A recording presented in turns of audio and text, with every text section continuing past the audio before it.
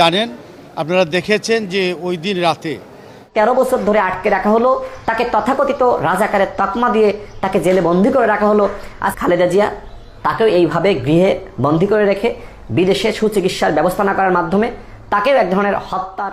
আসসালামু আলাইকুম সুপ্রিয় দর্শক বন্ধুরা, অবশেষে আল্লামা দেলোয়ার হোসেন সাঈদীর মৃত্যু এবং চিকিৎসাকে কেন্দ্র করে একই বলল পুলিশ। তো দর্শক বন্ধুরা, তাহলে কি শেষ পর্যন্ত সকল তথ্য বেরিয়ে আসছে? তো দর্শক বন্ধুরা, অন্যদিকে সেই সকল বিষয়গুলোকে কেন্দ্র করে অত্যন্ত চমৎকার কিছু তথ্য তুলে ধরেছেন গণ অধিকার পরিষদের নেতা রাশেদ খান। তো দর্শক বন্ধুরা, আপনারা রাশেদ খানের সেই বিশ্লেষণগুলো শুনলে অনেক কিছু বুঝতে পারবেন। তাহলে কি শেষ পর্যন্ত সকল তথ্য বেরিয়ে আসলো?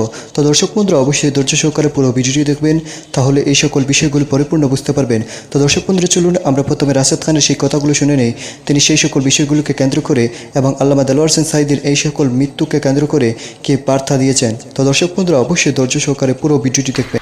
আল্লামা দেলোয়ার হোসেন সাঈদী অত্যন্ত জনপ্রিয় একজন ব্যক্তি এবং আমার দেখা মতে আমি যেটি দেখলাম যে এরকম কোনো ব্যক্তি আমি দেখি নাই যাকে নিয়ে এই ধরনের আলাপ আলোচনা, যাকে নিয়ে যার জানা যায় এরকম হাজার হাজার মানুষ।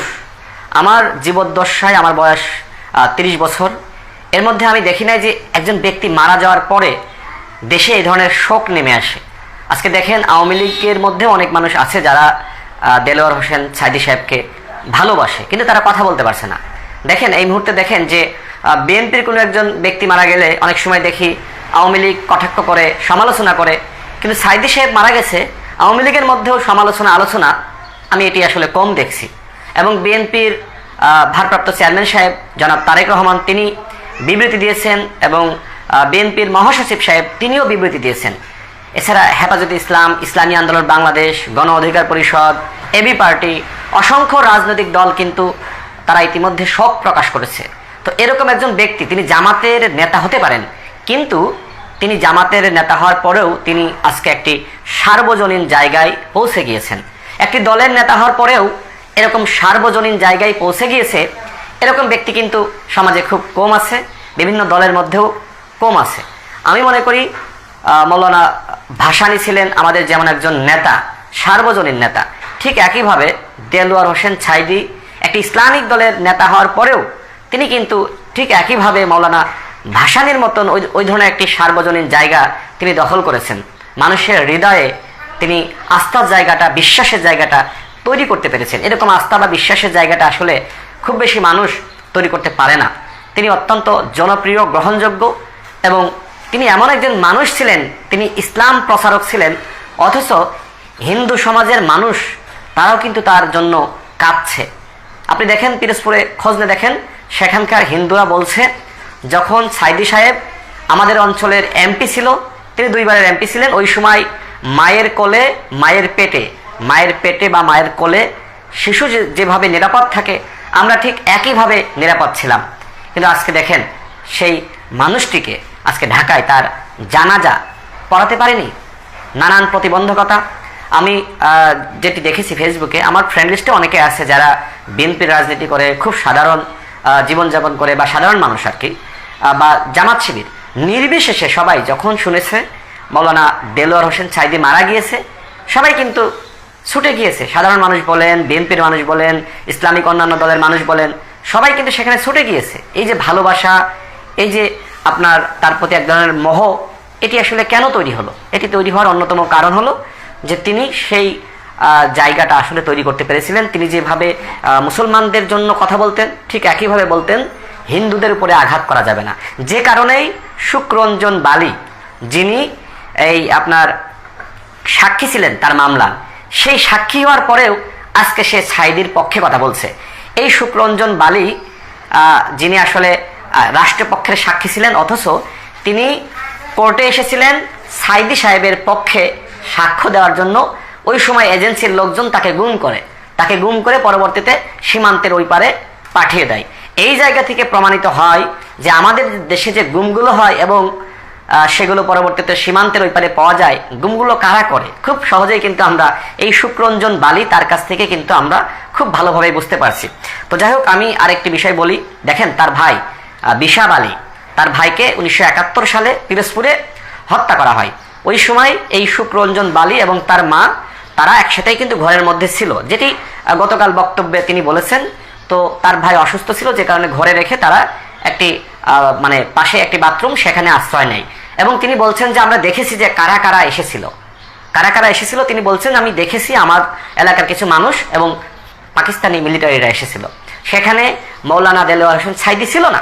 এবং তিনি এও বলছেন যে আমি পরবর্তীতে বিভিন্নভাবে খোঁজ নিয়েছি যে সেখানে সাঈদী সাহেব ছিল কিনা, কিন্তু তিনি বলেছেন যে দেখেন যে কোথাও কিন্তু সাঈদী সাহেবের নাম তিনি শোনেননি। তিনি একই সাথে এটিও বলেছেন যে আমি শুনি নাই যে আসলে তিনি রাজাকার ছিলেন। তো এরকম একজন ব্যক্তিকে সরকার কেন 13 বছর জেলে আটকে রাখলো?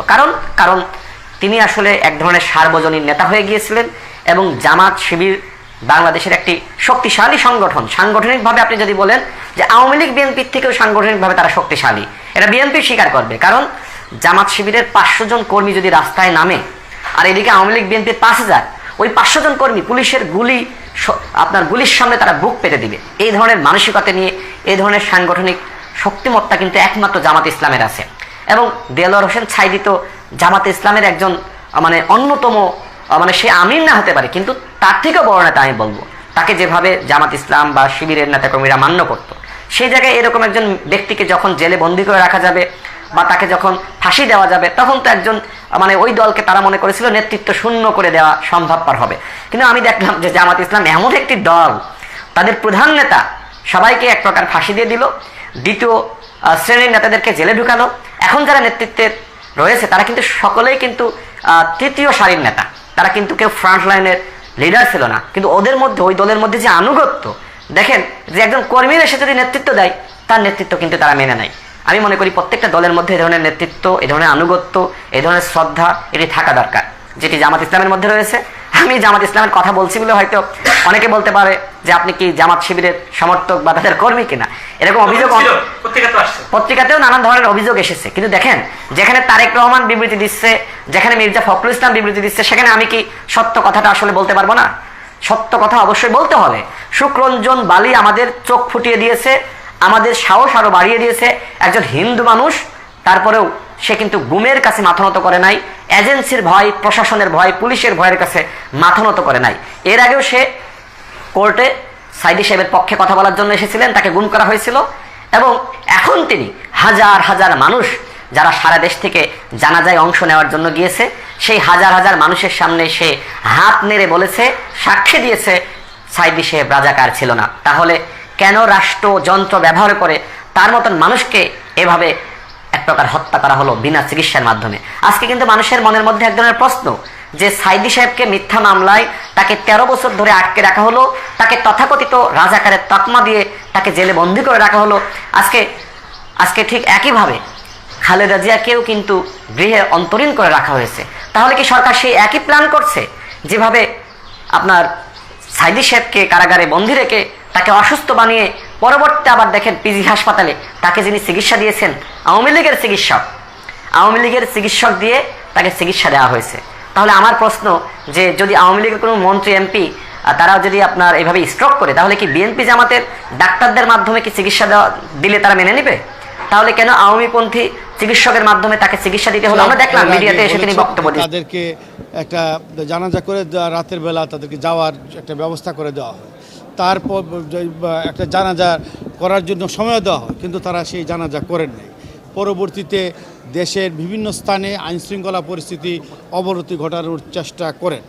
আমি স্পষ্টভাবে বলতে চাই, আমাদের বাংলাদেশ পুলিশ বাহিনীর সকল সদস্য আমরা আমাদের পর্যাপ্ত, যেটা আমি সবসময় বলে থাকি, আমাদের প্রশিক্ষণ আছে এবং আমরা আমাদের যত ধরনের প্রস্তুতি আছে, জনবল আছে, ইকুইপমেন্ট আছে এবং লজিস্টিক্স আছে।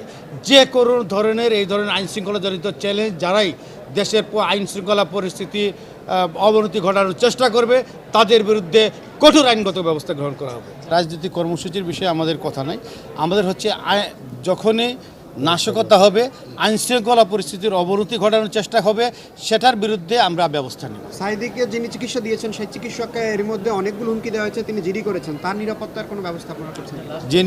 যিনি জিডি করেছেন, আমরা ধানমন্ডি থানায় জিডি করেছেন, এই তথ্য আমরা পেয়েছি, আমরা তদন্ত করছি। এর সাথে তো ওনার সাথে কথা বলে আমরা তাকে চিহ্নিত করার চেষ্টা করব এবং চিহ্নিত করে আইনগতভাবে বাংলাদেশে আইনগতভাবে যে দর্শক ব্যবস্থা নেওয়া বন্ধুরা, আপনারা হয়তো এই পুরো ভিডিওটি দেখে এবং এই সকল তথ্যগুলো জেনে অবশ্যই বুঝতে পেরেছেন অবশেষে আল্লামা দেলোয়ার হোসেন সাঈদীকে কেন্দ্র করে এবার রাশেদ খানের এই তথ্যগুলো অত্যন্ত গুরুত্বপূর্ণ।